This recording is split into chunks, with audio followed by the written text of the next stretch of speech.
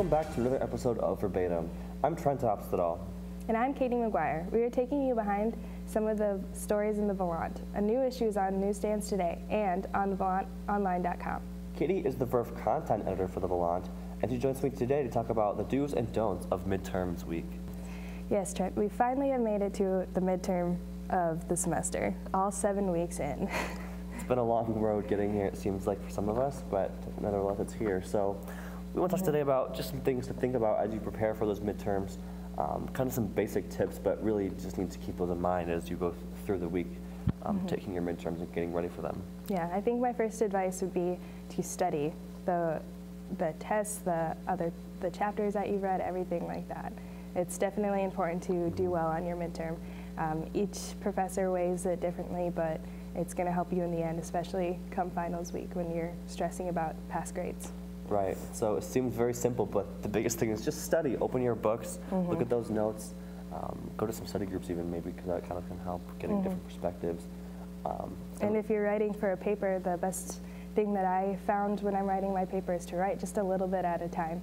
Write 1 page and then go take a break, or write 2 pages and take a break, depending on the length of the paper. But it's a good stress reliever, and to just have it done and tell yourself in the back of the mind that paper is almost done. So you're saying don't procrastinate. No, don't procrastinate. That is a huge thing.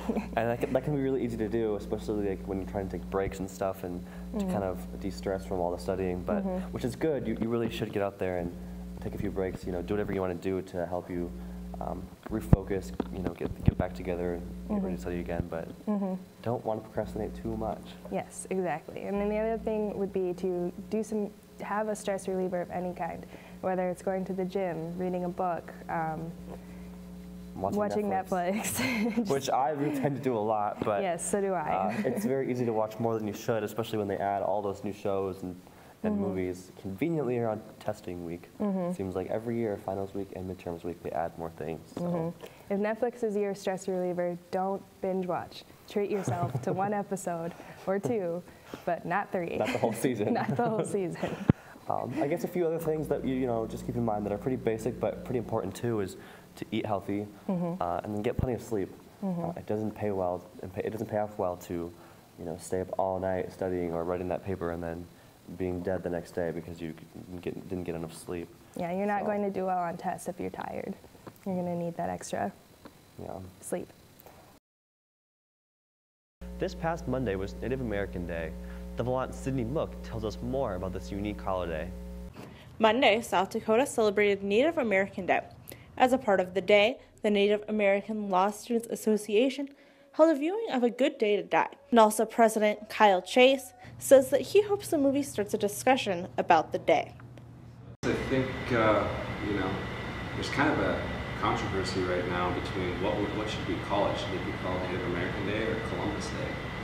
And South Dakota is the first state in the nation to actually change the title to Native American Day and formally recognize it as such.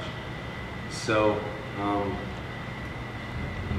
it's a part of history, Native American struggles for their existence.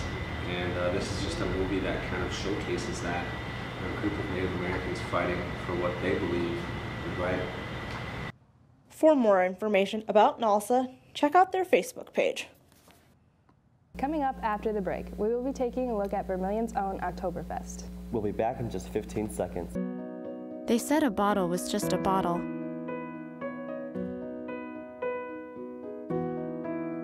That no one would ever notice me.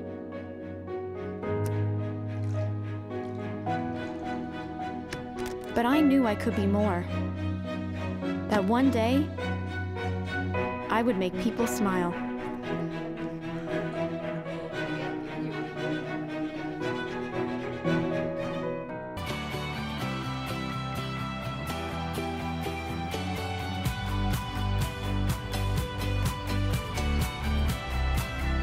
This past weekend, Vermilion hosted its very own version of Oktoberfest. The Volant's Sydney Mook has the story. This weekend, Vermilion held its very own Oktoberfest. The festival, which has its roots in German culture, is typically a celebration of the harvest and normally includes polka music, bratwurst, and German beer. This is the first time an Oktoberfest celebration has been held in Vermilion, and tourism and marketing coordinator Tim Bellis says that events like these build community. It's just a good excuse. Everybody gets together, they all do the little oompa-pa dance, the little chicken dance. They sit at the tables, all these long tables side by side. It's kind of hard not to feel that sense of community when you're at an Oktoberfest. All of the proceeds from the event go to the W.H. Over Museum. Each week, the Verbatim covers stories that matter to USD students. We take a look at some of those stories going on around campus. It's the world of USD in just 60 seconds.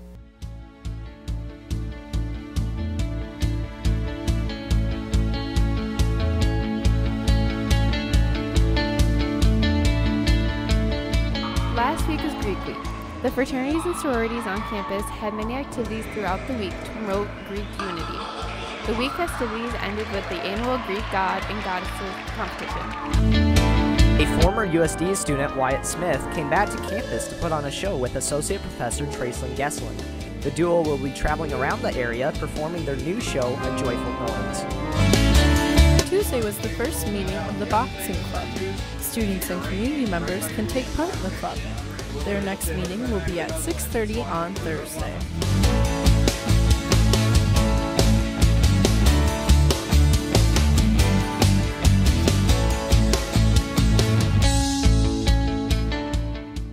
Here's what's happening this week at USD.